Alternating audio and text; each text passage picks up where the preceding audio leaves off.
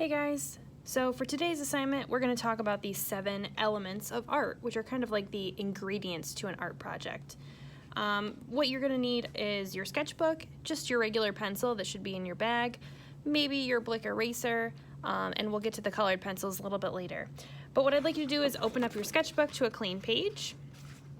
And we need to divide this into 7 sections.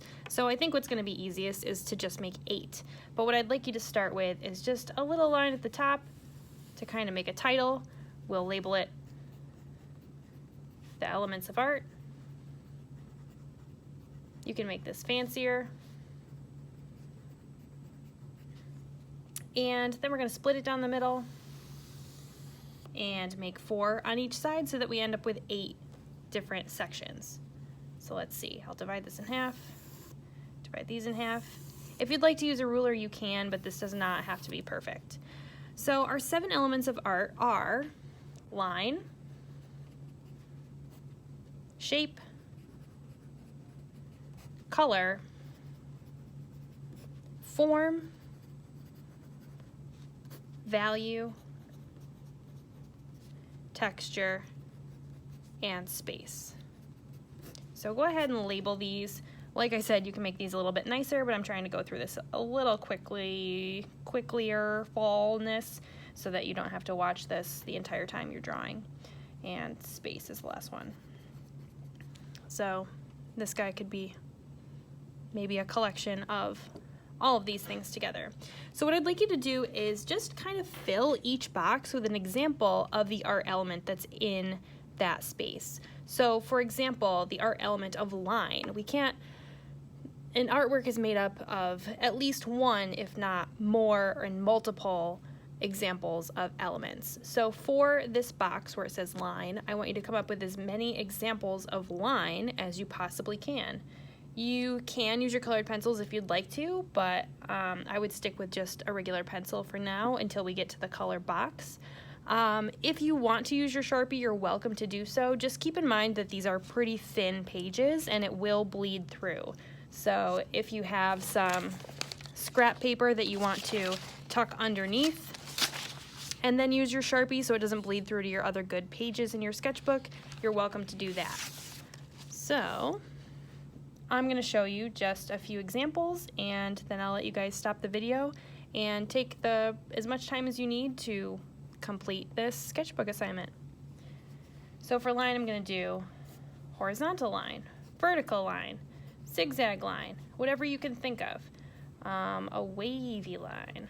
It could be a swirly line. What else is there? There are 2 different types of lines also. There are actual lines, which is continual, or there's an implied line. So something like a dotted or dashed line like this, it's not actually a line because it's not connected. This is an actual line because it's connected. So this is an implied line because it implies direction. Our eye is following these dashes either to the right or to the left, depending on which way you arrange them. So 2 types of line, actual, did I spell that right? Yes. And implied. So this would be an implied line. It's not actually connected. An actual line is completely connected. All right, so you can continue filling that box with as much as you can possibly come up with. Maybe something like a castle edge. All right, just keep going. Shapes, you guys know what shapes are. That's kind of the kindergarten picture you used to have in your classroom of triangles and circles and squares. Anything that has only 2 dimensions is a shape. So we can measure 2 dimensions. We can measure length and we can measure width, right? So you can keep filling that space with more shapes. A shape becomes a form when it becomes 3D or 3-dimensional. So something like a cube is the 3D version of a square, right? There are a couple different 3D versions of a triangle. You could have a cone or a pyramid, right? So these take a little bit of practice and you're welcome to go through some videos on YouTube and look up techniques for drawing 3D forms. but continue to fill that space with some examples of form. Color over here, this is what I'd like you to do. Pull out your primary colors. So your primary colors are red, yellow, and blue. And this set of colored pencils can be a little confusing. You might want to read them carefully. This looks like red to me, but it says orange. So be careful. This says red, orange, and the one that appears to be more of a salmon is actually the red. So be careful, read those labels carefully. So our primary colors, red, yellow, and blue. I'd like you to do this. We're just gonna make a color wheel. Start with red up at the top. Yellow. We're gonna form them into a triangle shape down here, and blue over on the other side. Okay, then you're gonna go ahead and find your secondary colors, which are the colors that are created by mixing your primaries together. So we need green, most of you guys know this already, hopefully purple, and the orange that is disguising itself as red. So orange is gonna go in between our red and yellow. When we blend them together, they make orange. It's pretty nice orange. Our green will go between blue and yellow. And purple will go between red and blue. A little bit later in the semester, we will talk about tertiary colors, which are the colors you get when you blend a secondary with the primary that is next to it. So tertiary colors go in between those. So it's just a step further, but we'll talk about that later. Value. A value scale is simply the lightness or darkness of one color. So I'd like you to choose one of these colors, or you could do it in pencil.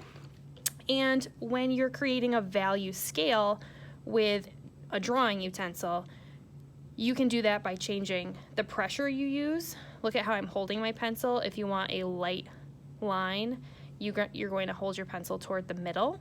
If you want a harsher, dark line, you have more of a grip up toward the graphite on your pencil, and that's going to make a darker line.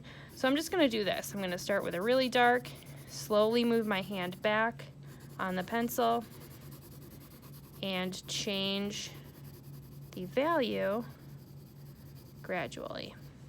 Okay, and I might go back. We don't want a harsh divide. We want it to be really gradual, or a gradient. Another way to show this is by changing how close together or far apart our lines are. The closer together they are, the darker your value will appear, and the more you spread them out, it becomes lighter, right? If you were to do this with the color, and that's up to you, you can do that here too, you would do the same thing.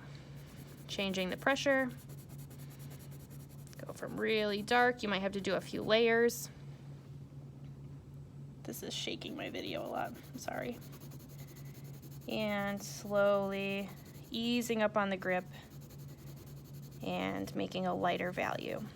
All right, so that's a value scale, just taking one color and changing how light or dark it is, okay? Texture is how something feels. Again, in this area, just like with line, we have actual texture and implied texture. Actual texture is something you can actually feel. I can actually feel that this paper is smooth. An implied texture would simply be a picture of texture. So if I had a picture of something prickly, the picture itself would not be prickly, but it's implied because it's a picture of prickly texture. So here we can make some, stippling would just be like dots, and maybe that would look like a prickly texture. Okay, we could do something like, that green's not really showing up. We could do something like just wavy lines. Maybe you want to draw something that looks like your pet's fur. Okay, so think of some different ways that you can draw texture. Okay, these are all likely to be implied texture because the actual texture is just the feeling of the paper that's in front of us. So go ahead and fill that space with some texture examples. And space, this one's a little more difficult to grasp. It can mean a few different things. It can refer to positive and negative space.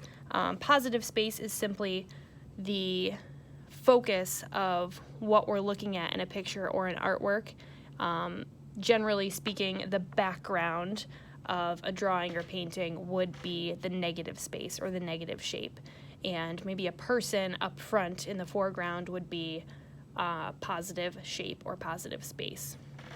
So an example of this would be, maybe you've seen these pictures where you have, I'm going to use a regular pencil, where you see forehead, nose, mouth, chin, it's kind of a bad chin, and then over here, forehead, nose, mouth, chin.